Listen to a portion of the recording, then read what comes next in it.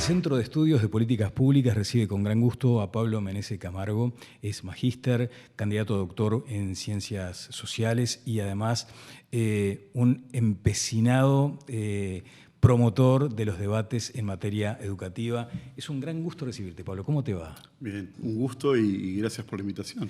Muchas gracias a vos. Pues sabés que siempre está esa tentación de preguntarte ¿qué lugar te gustaría ocupar en la toma de decisiones en materia educativa para tratar de empezar a resolver estos asuntos que planteás? Bueno, yo considero que yo soy docente de la Universidad de la República en alta dedicación. Y en realidad siempre sentí que mi deber como investigador en realidad era que lo que escribía no quedara en letra muerta y que pudiera ser insumos directos para el debate nacional. En el camino me encontré que decía o pensaba cosas relativamente novedosas o disruptivas y sinceramente eso por suerte me ha dado como bastante impacto más allá de los papers. Y realmente no sé si pudiera participar o si supiera participar en uno de esos espacios. Creo que a veces la independencia de la academia y de no estar tan adentro de ciertos sistemas te permite como tener una visión que capaz que desde adentro no la tendría porque trataría de hacer lo mejor posible con lo que hay. Claro, claro. Vos sabés que el espacio además pretende trazar como líneas maestras de pensamiento a futuro, con prospectiva. Y yo no sé, con todo respeto además por quienes han ocupado cargos de dirección en materia educativa, ¿no? Yo no sé en cuánto se ve afectada una política pública por el cortoplacismo. No solo por el cortoplacismo, sino cuando me preguntás en el lugar concreto, en realidad el problema del sistema educativo uruguayo es que es un puzzle de muchas piezas que se armaron hace muchas décadas en marcos de mucha autonomía. Entonces, en realidad, vos podés ser el director del MEC, pero tu impacto dentro del sistema educativo general es bajo. Vos podés ser el director del CODICEN, pero tu impacto, por ejemplo, en la coordinación entre secundaria y UTU puede ser bajísimo. Vos podés ser rector de la universidad y en realidad los servicios universitarios son prácticamente federaciones autónomas y tenés también poco impacto. Entonces, uno de los primeros problemas que tenemos tiene que ver con que es difícil tener una mirada estratégica sobre todo el sistema educativo por la fragmentación del propio sistema. Entonces, es difícil lo que decís, pero también es difícil pensar desde qué lugar opero en este monstruo tan disperso. Sí, un monstruo de varias cabezas y, por otra parte, de una altísima complejidad en cada una de las áreas que acabas de mencionar. Ahora, está muy bien problematizar el asunto. De cualquier modo, ¿cuál es el riesgo de quedarnos en eso, en problematizarlo, en diagnosticarlo y en no actuar? El riesgo ya llegó. Nosotros tenemos la educación formal obligatoria, me voy a concentrar en el tramo del bachillerato principalmente. Tenemos un bachillerato que era un ejemplo y era excelente en los 40, 50, 60, 70, cuando el objetivo del bachillerato era ser un preparatorio para la universidad. Claro. Entonces era excelente. Si vos veías en el resto de América Latina, éramos de los que teníamos mayores tasas de egreso, muy buenos niveles, o sea, realmente era un buen bachillerato. El problema es que nosotros en 2008 dijimos, bueno, la formación formal obligatoria llega hasta el bachillerato. Entonces, eso requiere una transformación de la vocación del bachillerato para dejar de ser un filtro y empezar a ser algo que incluya. O sea, no necesitamos un preparatorio hacia la universidad porque legalmente nosotros decimos que eso es la educación formal obligatoria. Entonces, eso genera como un problema en relación a cómo concebimos la institucionalidad en general, la inclusión, la vocación educativa e incluso cómo vamos a hacer el conjunto de reformas que nos lleven, por ejemplo, a mejores tasas. Claro, si hay un término que se aplica todo el tiempo es ese concepto de la reforma. ¿Has visto mucho parche en estos trayectos? Bueno, he visto solamente parches. Si vos reconstruís lo que pasó más o menos desde la ley provisoria de educación del 86, pasando por la ley 2008 y todas las reformas intermedias curriculares, vos podés rastrear más de 20 reformas. Y reformas que algunas van para la derecha, otras van para la izquierda, algunas para arriba, otras para abajo. El problema es que mientras nosotros seguimos como experimentando con pequeñas reformas curriculares donde decimos más o menos horas de historia, más o menos exámenes acá o allá, el resto de América Latina solucionó este problema en los 90. Nosotros en los 80 éramos los de mejores indicadores de la región, sí. Y hoy, en 2026, somos los cuarto peores. Tenemos Honduras, Nicaragua, Guatemala, Uruguay. ¿Y por qué pasó eso, de ser los mejores a estar al fondo de la tabla? Y porque nosotros, una ventaja uruguaya que terminó siendo una desventaja, es como la fortaleza institucional que tenemos. Entonces, todo hay que debatirlo, dialogarlo, consensuarlo. Sí, pero además la dictadura, por ejemplo, no destruyó la institucionalidad del todo, ¿no? Entonces, la reapertura democrática pudo pararse sobre algunas instituciones y continuarlas. Vos en otras partes de América Latina tuvieron que barajar y dar de nuevo, claro. Porque realmente los estados se desintegraron o se reformaron tanto que las aperturas democráticas abrieron nuevos debates. Nosotros desde la ley del 86, y eso se ve más en la ley del 2008, básicamente estamos tratando de reconstruir lo que era el sistema educativo pre-60s. Claro. En la mirada. Claro, claro. Ahora, del mismo modo que decís que nos precipitamos hacia esos lugares nada honrosos, hubo quienes sí efectivamente le dieron en el clavo, ¿no? Y más allá de que de pronto no sean modelos extrapolables, ¿dónde efectivamente hubo aciertos? No para tomar como referencia exclusivamente ese país, sino para decir, bueno, por este lado lo hicieron bien. La integración de los subsistemas. Por ejemplo, en otros países donde llegaba un centro educativo, te llegaba preescolar, primaria, media y técnica.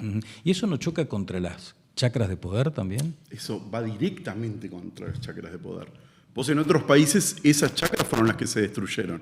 Acá no, acá se mantuvieron intactas. De hecho, hasta la LUC teníamos consejos desconcentrados.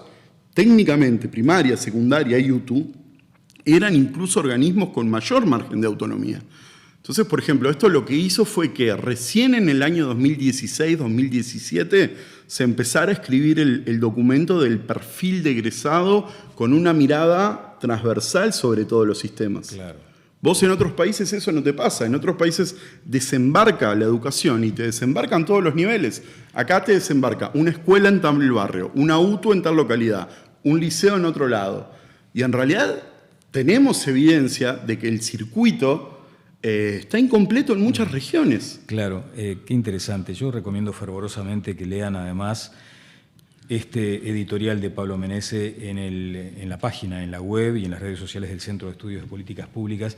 Y acabas de dar con un asunto allí que es preguntarnos si se trata efectivamente de un diseño institucional fallido, acaso, o mejorable, o de pronto de una gestión política que sigue precisamente esos avatares de esos, digamos, como decías vos hoy, esos zarandeos de la propia política partidaria.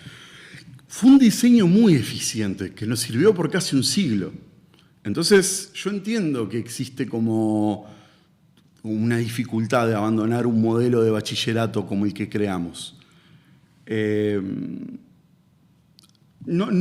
Tampoco hay que ser tan duro, es un modelo que ha logrado muy buenas cosas y tiene buenos resultados cuando vos ves los egresados y tiene más problemas, en mi opinión, que soluciones, pero en realidad existe un convencimiento a nivel general de la opinión pública. Hay varios estudios que se han hecho en opinión pública y cuando vos proponés bachilleratos más inclusivos y flexibles, siempre en realidad desde la población lo que se dice es pérdida de nivel, que pasen rápido. Hay como una idea que en el liceo se tiene que filtrar. Claro. O sea, esa idea está muy extendida. Y eso yo creo que los partidos políticos en realidad lo que hacen es recogerlo de su base militante, ¿no?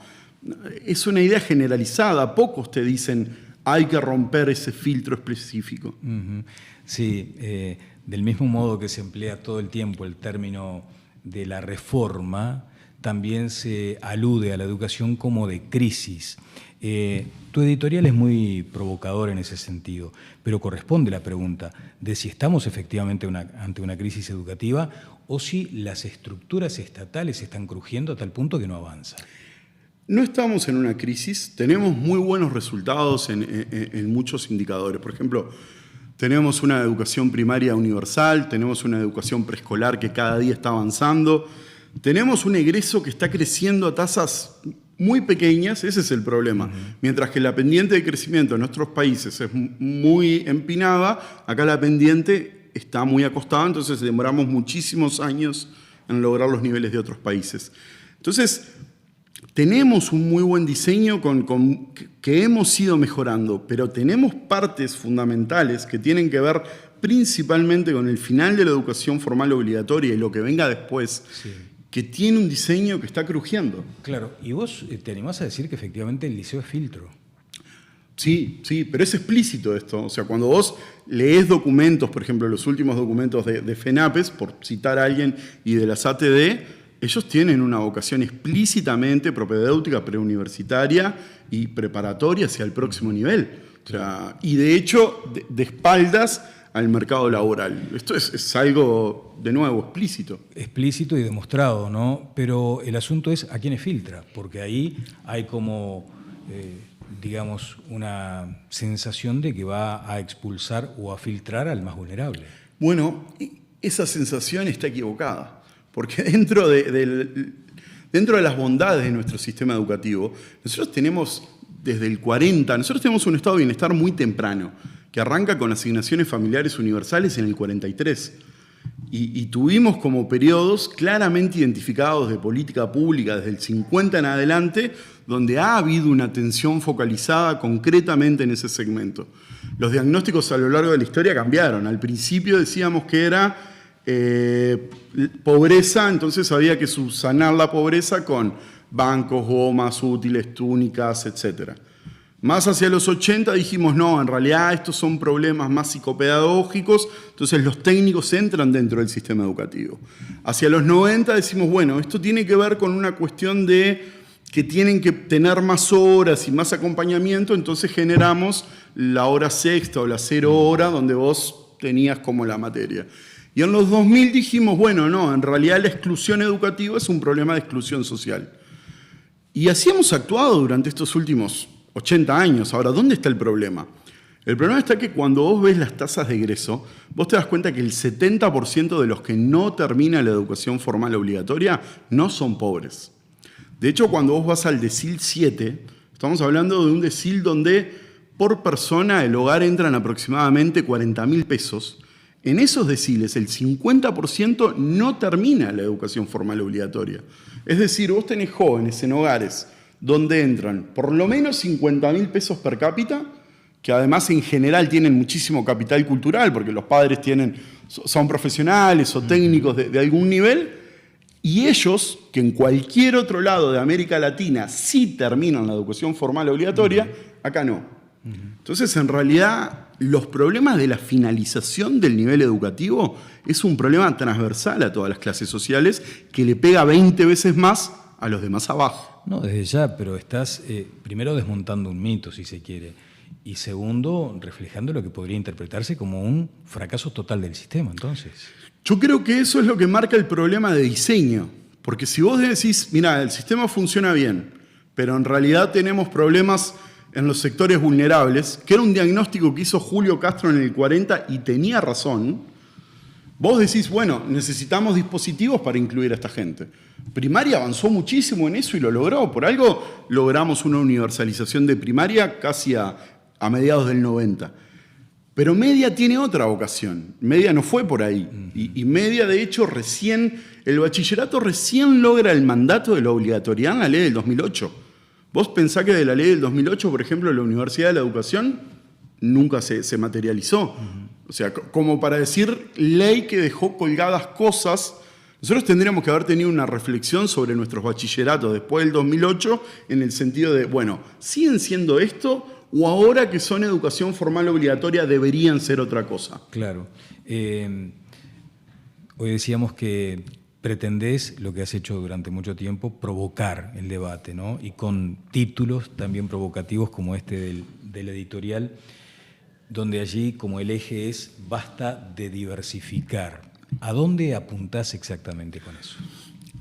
esta idea que tenemos del bachillerato y el liceo, nosotros tenemos una idea muy francesa y muy preuniversitaria, donde básicamente nuestros modelos son pre-algo. Bachiller en Derecho, bachiller en Ingeniería. Ya no tienen esos nombres, pero en la esencia son los mismos bachilleratos. En Derecho, en Ingeniería, en Economía, en Agronomía, en Arquitectura. Eso en algún sentido tuvo un algo de sentido, pero eso hoy ya no tiene sentido. Entonces la pregunta es, ¿hay que seguir diversificando la educación de primero a sexto para que en el medio tomen una opción, para que en realidad vean si hacen el general o el vocacional de UTU y si hacen el general a qué orientación van? Porque eso te va cerrando puertas. O sea, en la medida que vos querés, por ejemplo... ¿No te va guiando tal vez? Pero en realidad te cierra más puertas de las que te abre. Te iría guiando si vos me decís, mira, si me equivoco, puedo cambiarme sin que me penalicen. Pero en realidad si te equivocás tenés que volver para atrás y para arriba. O sea, eso no te ayuda, eso te penaliza. ¿Y ahí qué modelo imaginás? Ahí me imagino un modelo integrado. Me imagino, por ejemplo, una educación media que tenga componentes de la educación técnica y de la educación secundaria. E incluso me imagino un modelo que no sea disciplinar. O sea, hoy por hoy la mayoría de la Universidad de la República, una de las estrategias que está tomando en sus primeros años, no es tener un primer año de la carrera tal, un primer año de la carrera tal. Lo que está haciendo por macroáreas son ciclos iniciales, donde vos vas y tenés 90 créditos en el ciclo del área social y artística. Y de ahí podés ir al ciclo profesional de comunicación, humanidades, economía, sociología, trabajo social. Entonces, en realidad, vos lo que estás haciendo ahí es decir, bueno, no importa cómo vienen de la educación formal obligatoria, o por lo menos la cabeza de esos CEOs en la universidad son, no importa cómo venís de la educación formal obligatoria, no es un nivel educativo que te tenga que formar preuniversitariamente. Entonces yo te doy los contenidos básicos para que vos puedas ir al nivel profesional. Claro.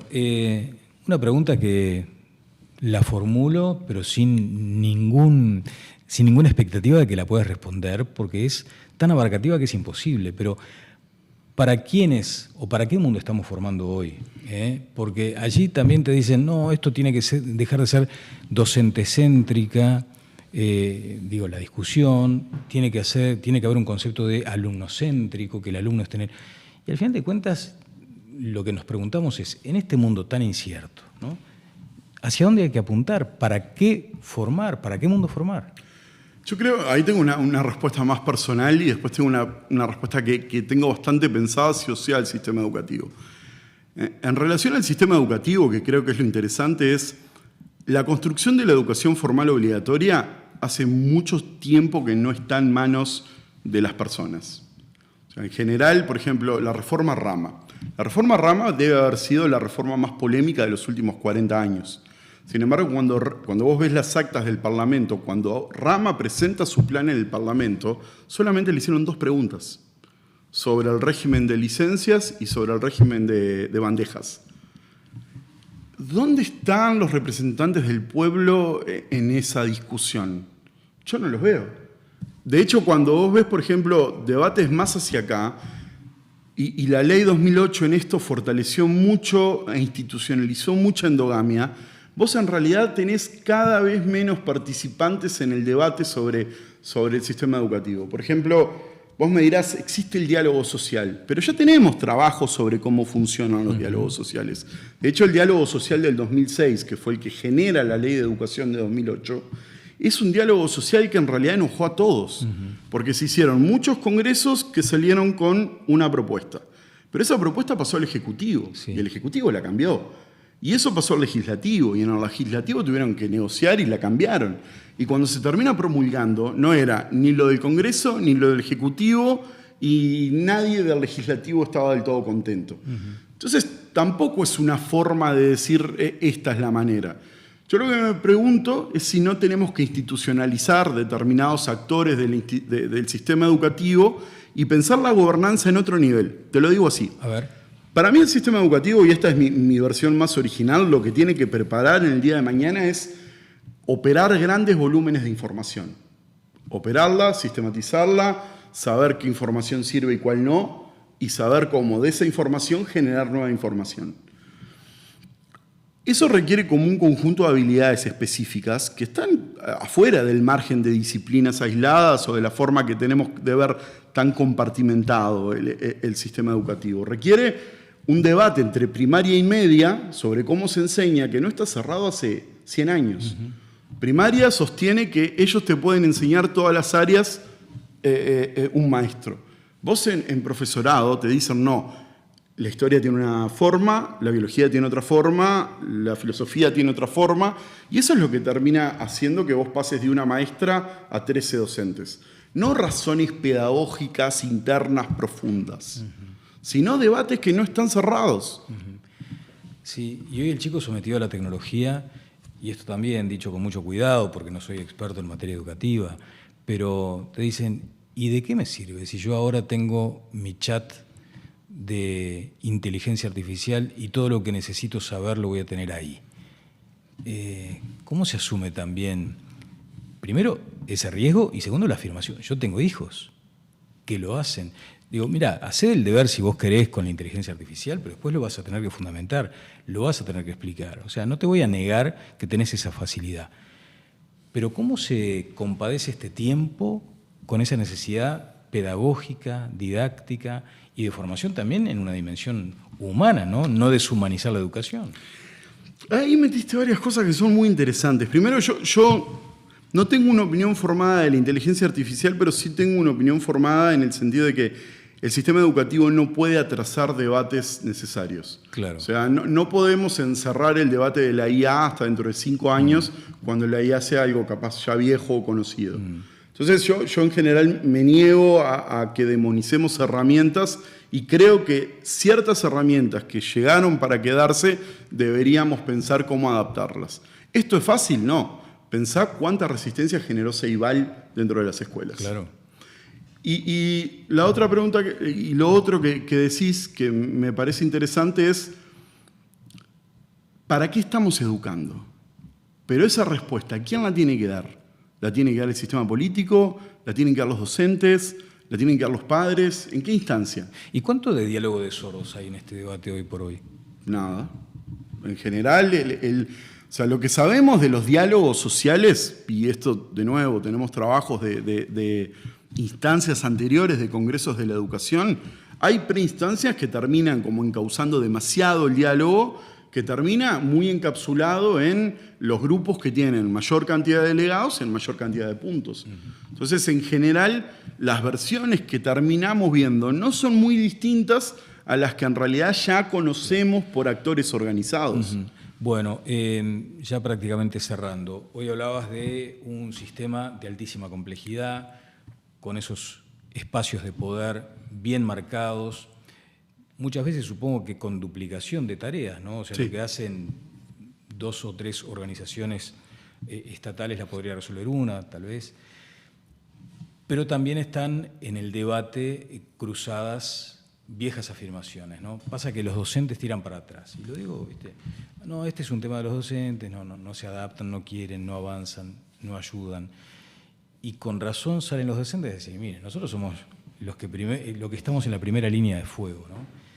¿Cómo encarar con madurez a esta altura este debate? Los docentes tienen toda la razón. Los docentes están recontrapasados.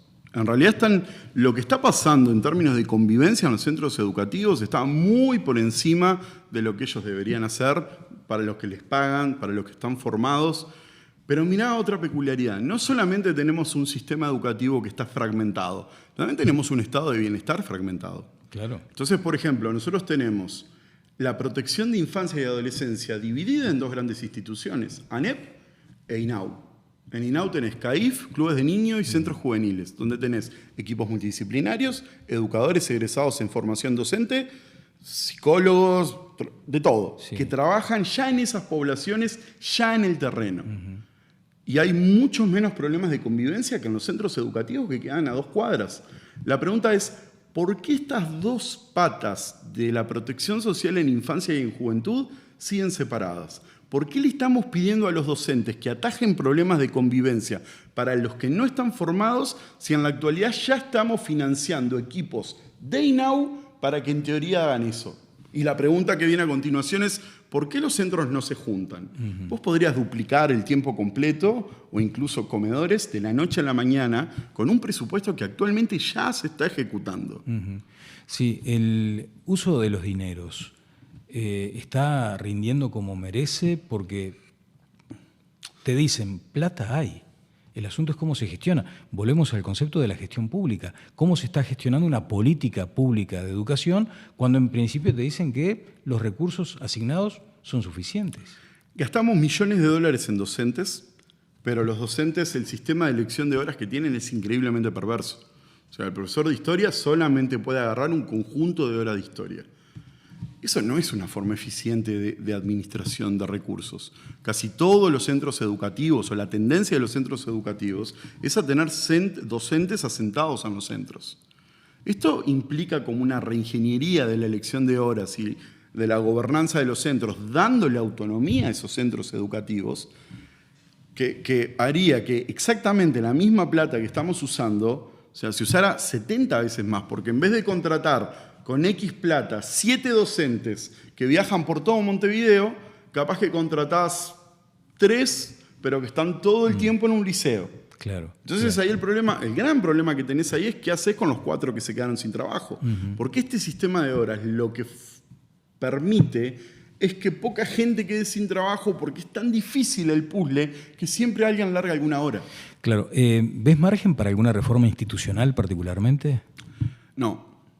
No, realmente sé que va a haber algunas reformas concretas en bachillerato, o por lo menos algunas declaraciones en la última entrevista del Observador, tanto de Cayani como de Romano, apuntaban como un bachillerato no tan diversificado, sino que incluyera algo de lo que nombro en la nota, pero en general las señales que hay son, 1, volver a un sistema de consejos desconcentrados, que fue un proyecto del MEC. Eso lo que haría sería romper la muy frágil alineación de subsistemas que hemos logrado desde el 2017, que creamos los perfiles de egreso hasta acá. O sea, ya hay 2 administraciones de 2 colores políticos que fortalecieron esa política que puede caer ahora. También tenemos señales en relación a la Universidad de la Educación. Eso puede ser complicado porque el sistema formal obligatorio es un resorte republicano del sistema político. Si vos independizás los docentes que tienen que dar clase ahí, ¿cómo te asegurás que las reformas que vos querés hacer a la educación formal obligatoria, el cuerpo docente va a colaborar con eso? Bueno, tenés garantías. El día de mañana decís, quiero juntar UTU y secundaria y no quiero tener más este esquema de horas. Tendría que convencer a una universidad autónoma que cambie su sistema de formación en su cogobierno para que me dé clases a la educación formal obligatoria. Yo no sé si esa señal tampoco está tan buena. Entonces, en realidad, no hay una agenda muy clara en la que te pueda decir sí, viene una transformación.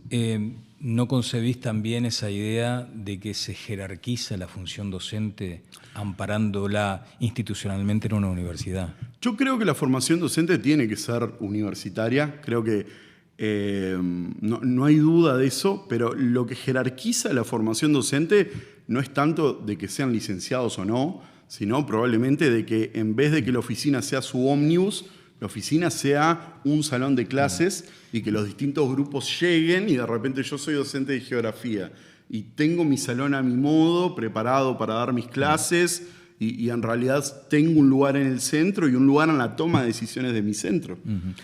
Bueno, Pablo, muchas gracias. Te has vuelto un referente obligado cada vez que abarcamos estos asuntos. Te desvela el tema. Me imagino, además, noches en vela, escribiendo, analizando.